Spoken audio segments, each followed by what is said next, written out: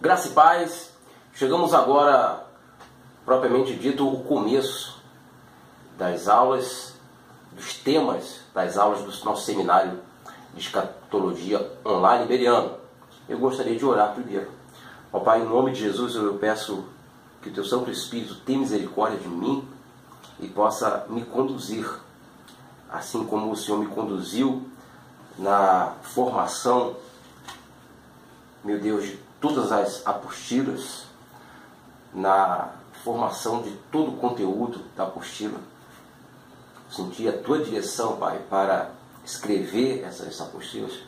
Eu peço que o Senhor possa me usar nessas videoaulas para que, meu Deus, todos os alunos não só venham entender, mas que sejam edificados espiritualmente, Senhor. Meu Deus, em nome de Jesus, que o Senhor venha dar um entendimento a cada um, em nome de Jesus. Amém.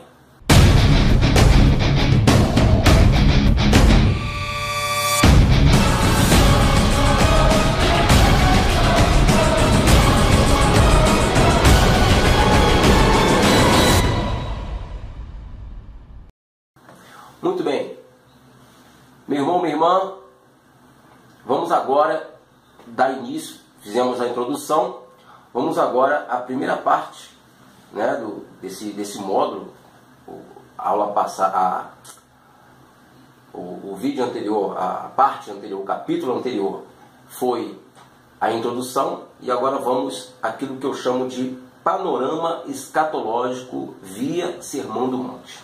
O que é panorama escatológico via Sermão do Monte? Bem, este foi o nome que eu dei ao Sermão do Monte, onde Jesus ele fala a partir de Mateus 24, e também está em Marcos 13 e Lucas 21, que o Senhor Jesus ele dá ali um panorama, ou seja, ele pega ali todo o panorama do final dos tempos.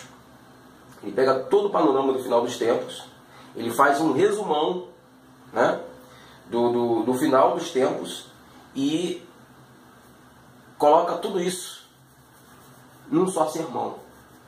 Os apóstolos fizeram perguntas a ele e Jesus respondeu essas perguntas explicando, fazendo um resumo sobre o final dos tempos, né?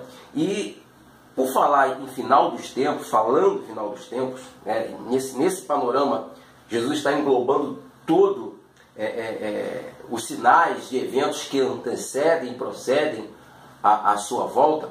Mas quando nós falamos de final dos tempos, ou a volta de Jesus, ou a volta de Cristo, a segunda vinda de Cristo, o retorno de Cristo, nós estamos englobando tudo. Não estamos falando apenas de um acontecimento, mas a volta de Jesus, a segunda vinda de Jesus, engloba muitas coisas. Engloba o princípio das dores, os sinais que antecedem sua volta, o arrebatamento, a tribulação, a grande tribulação, o aparecimento do anticristo, a perseguição, né? Os sinais na natureza, as catástrofes, enfim, e até o retorno de Cristo e também o reinado de nosso Senhor Jesus sobre a terra. Então, a volta de Jesus engloba tudo isso. E foi isso que, no panorama escatológico de Jesus, que Jesus fez no Sermão do Monte, ele explicou. E eu gostaria que você acompanhasse, abrisse agora a sua Bíblia em Mateus capítulo 24. Né? Jesus ele esse sermão está em capítulo Mateus 24, Marcos 13 e Lucas 21. Aqui em Mateus 24, ele vai do 24 ao 25. Ok? Ele vai até ao 25. Então nós vamos aqui falar sobre este primeiro versículo. Tendo Jesus saído do templo, ia se retirando quando se aproximaram dele os seus discípulos para lhe mostrar as construções do templo. Ele, porém, lhes disse: não vejo tudo isto? Em verdade vos digo que não ficará aqui pedra sobre pedra que não seja derribada. Essa profecia de Jesus já se cumpriu, porque quando eles viram aquele templo, né, o templo, Jesus mostrou o templo, os discípulos viram o templo, Jesus disse que não iria ficar pedra sobre pedra, ou seja, ele profetizou que aquele templo ia desabar, ia estar em ruínas. E isso aconteceu em 70 anos depois de Cristo, 70 DC, quando Roma invadiu Jerusalém e então destruiu o templo, né? Que o que sobrou nós temos até hoje, que é um muro do templo que é chamado hoje de Muro das Lamentações. Então, como eu disse anteriormente, Jesus ele começa aqui a falar sobre, fazer um resumão do panorama, né, escatológico. E ele começa dizendo assim, ele chama de princípio das dores. Em versículo 9 ele diz, mas todas essas coisas são o princípio das dores. Então, se você vê no capítulo 24, no versículo 3 já tem um subtítulo chamado princípio das dores. O que é o princípio das dores? O princípio das dores, Jesus aqui, ele se referiu até mesmo, fez aqui um paralelo às dores de parto da mulher. Quando a mulher está para dar à luz, antes do parto, bem antes, o que acontece? Primeiro vem as dores. As dores, elas começam, né? Segundo elas dizem, né? Segundo eu reparei também na minha esposa, começa umas dores, umas fisgadas, né? Umas pequenas dores, e lentamente essas dores vão aumentando e vão ficando de forma insuportável até que acontece o parto. Então Jesus, ele deu aqui alguns sinais falando que esse é o princípio, não é o fim. Desses sinais Jesus disse que não é o fim, mas sim o princípio do fim. O princípio do fim. Inclusive ele diz em Mateus 24, 32, o que ele diz? Aprendei, pois, esta parábola da figueira. Quando já os seus ramos se tornam tenros e brotam folhas, sabeis que está próximo o verão. Ou seja, da mesma maneira que nós vemos uma árvore, uma figueira, né, e começa a dar, a brotar folhas, ou flores, ou frutos, nós conseguimos entender qual estação que está, né? Qual estação que está. Se é verão, se é outono, né? Outono geralmente as folhas caem, né? Primavera, floresce. Então, você sabe, até mesmo pelas árvores, você sabe em que estação está. Então, Jesus está dizendo que, da mesma maneira, nós devemos olhar para esses sinais. Porque justamente são esses sinais que vão mostrar em que tempo nós estamos. E de acordo com esses sinais que nós vamos agora estudar, eu vou explicar, nós estamos vivendo hoje, atualmente, onde nós estamos? Nós estamos no princípio das dores. Nós estamos vivendo o princípio das dores. Nós não estamos na abertura do primeiro selo, que é o anticristo. Porque eu já ouvi muitos falarem, mas nós estamos no ressoar da primeira trombeta, da segunda trombeta. E onde está o anticristo? Que a abertura do primeiro selo já é aparecimento do anticristo. Então, se nem o anticristo apareceu ainda, como que nós estamos no ressoar de alguma trombeta que vem depois, né, do sétimo selo? Não há como. Então, nós estamos vivendo o princípio das dores. Vamos ver então como nós estamos vivendo esse princípio das dores? Muito bem. Os discípulos fizeram aqui 3 perguntas. No versículo 3. No Monte das Oliveiras achava-se Jesus assentado. Quando se aproximaram dele os discípulos, em particular, lhe pediram: dize-nos quando sucederão essas coisas, e que sinal haverá da tua vinda e da consumação do século? Então eles perguntaram: quando vai acontecer? Que sinal da vinda? Qual vai ser o sinal? E qual o sinal da consumação do século? Então eles perguntaram: quando vai acontecer? Qual vai ser o sinal da vinda dele? E qual vai ser o sinal do fim do mundo? Só que os discípulos, eles esperavam que o reinado de Jesus, que a volta de Jesus, ela seria rápida. Tipo assim, ele ia ali e ia voltar. Ele ia ao Pai e ia voltar. Porque eles imaginavam que o reinado de Cristo, era político. Ele ia ser um rei fisicamente, como Davi, político. E Jesus disse: o meu reino não é deste mundo. Então, Jesus, ele começa a explicar aqui que o negócio é muito mais sério, é muito maior, né? Ele começa a explicar aqui. Então vamos lá. Então Jesus respondeu dizendo: vede que ninguém vos engane. A primeira coisa que Jesus fala é sobre o engano. Por que Jesus falou do engano? Porque o engano é o principal problema, o maior problema, seria o maior problema da última geração. Foi isso que Jesus profetizou. Vamos ler. Acompanhe na sua apostila ou na sua Bíblia. Jesus disse: vede que ninguém vos engane, porque virão muitos em meu nome, dizendo eu sou o Cristo, e enganarão a muitos. E lá no versículo 24 ele diz: porque surgirão falsos cristos, falsos profetas, operando grandes sinais e prodígios para enganar, se possível, os próprios eleitos. Então, Jesus está aqui alertando sobre o engano. Então, o primeiro sinal que Jesus ele profetizou no Sermão do Monte sobre a sua volta, nesse panorama escatológico, ele falou que é o engano. Então, guarda isso. Engano. Ok?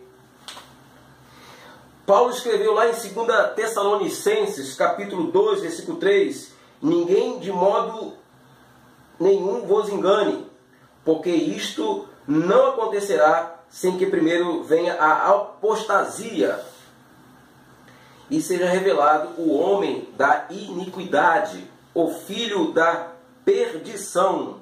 Então, o apóstolo Paulo está dizendo aqui que antes de aparecer o anticristo, que é o filho da perdição, aconteceria a apostasia.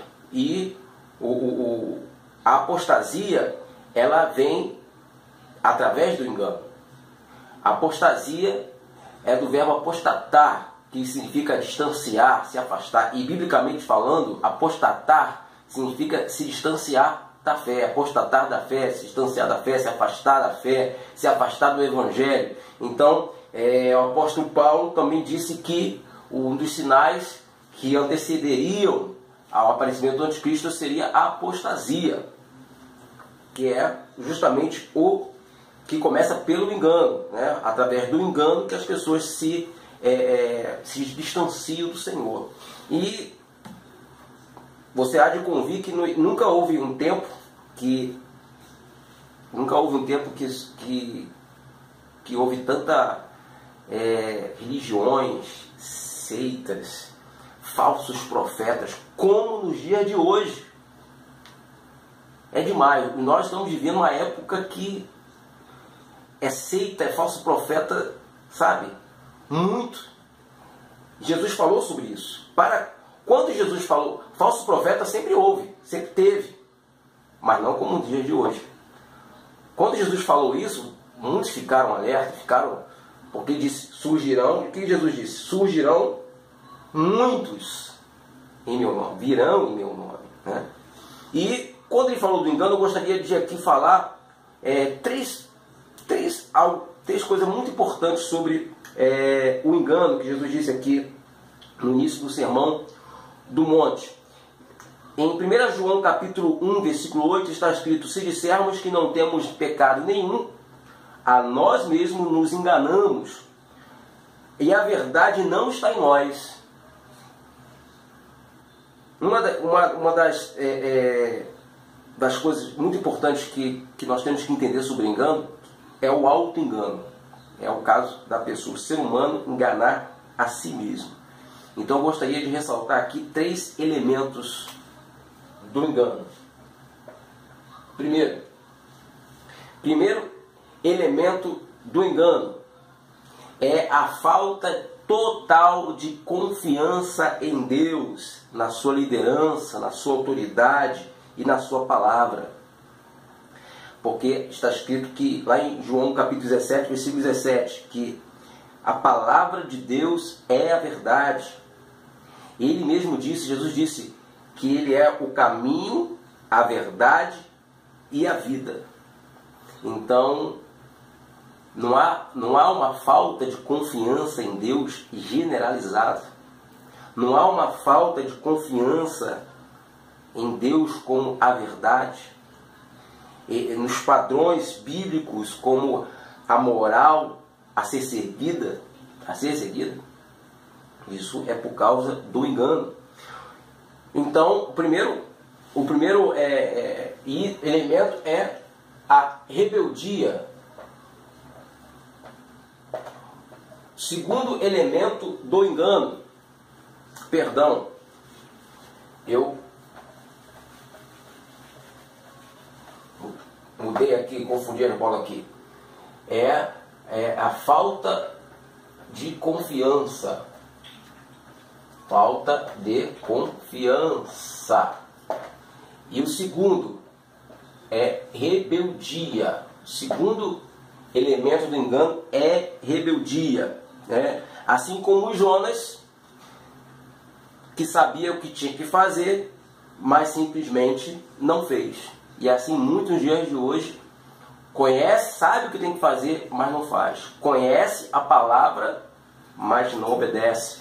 Está escrito em Tiago capítulo 4, versículo 17, portanto, aquele que sabe que deve fazer o bem e não o faz, nisso está pecando. Então isso é o quê? Rebeldia. O terceiro elemento do engano é a rejeição do amor de Deus.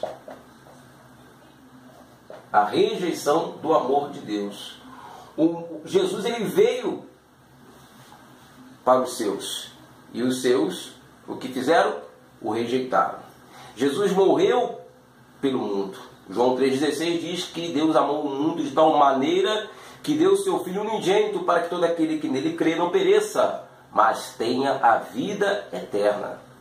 E o que o mundo fez? O mundo rejeitou o amor de Deus. O mundo rejeitou o amor de Deus. Então por isso nós vemos hoje o esfriamento do amor, né? Um dos sinais que Jesus diz aqui.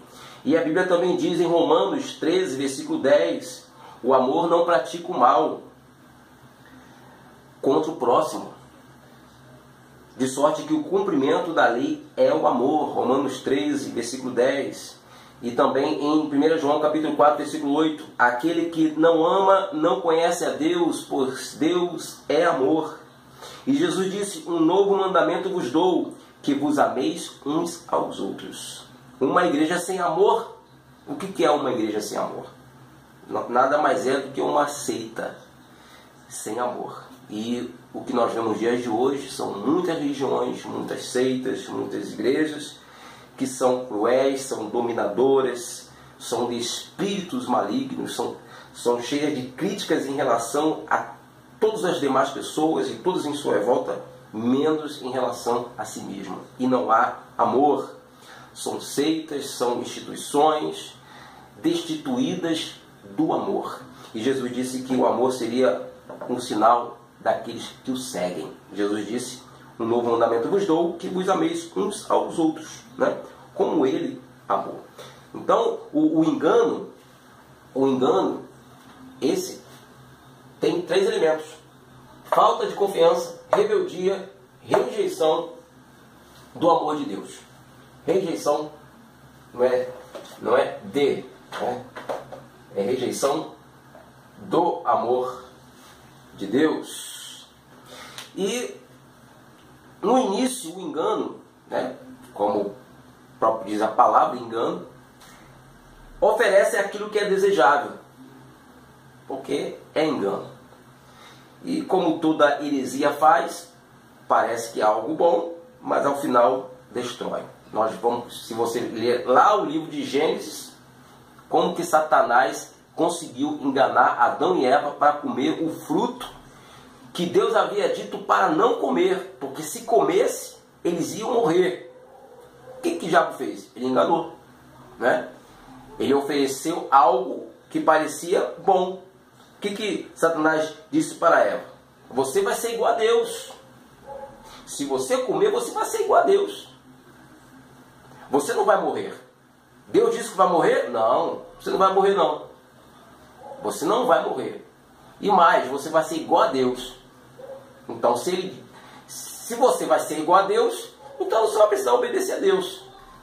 Então parecia algo bom, agradável. E Eva foi, comeu e deu também para o seu marido. Então quer dizer, comeram do fruto proibido, foram retirados do paraíso, jogados no mundo que foi amaldiçoado por Deus por causa da sua desobediência, né? Então por que Deus ele permite que essas coisas, por que Deus permite que o engano ele permaneça na terra, ele aconteça na terra? Você lendo as epístolas de Paulo às igrejas, você vê que o espírito do engano sempre existiu, né? Mas por que Deus permite isso? Olha o que Jesus ele falou na sua oração lá em João capítulo 17, versículo 15. Não peço que os tires do mundo, e sim que os guardes do mal. Na sua oração sacerdotal, Jesus não pediu para tirar do mundo, mas ele pediu para guardar do mal. O Senhor, é isso que nós temos que orar, para que Deus venha nos guardar do mal, né? Estamos nesse mundo, é justamente para fazer diferença contra o engano. E por que Deus permite? Por que Deus permite um engano? Porque é justamente nesse espírito de engano, de apostasia, é que Deus levanta aqueles que são aprovados. Deus, ele reprova, mas também Deus, ele aprova. E nós temos que ser como os obreiros aprovados, que não tem de se vergonhar, que maneja bem a palavra de Deus. E por isso que você está assistindo esta aula, porque você, meu irmão, minha irmã, está procurando conhecimento de Deus. E isso é bom. E esse espírito de engano, o espírito de engano, ele não tem forças, ele não tem poder sobre aqueles que buscam conhecimento da palavra de Deus. Eu já fui enganado, eu sei o que é ser enganado, por heresias, né? E é justamente a falta de conhecimento de Deus é que nos torna presas fáceis nas mãos de Satanás, de heresias e do espírito de engano. Amém? Agora vamos à parte dos grandes tipos de engano.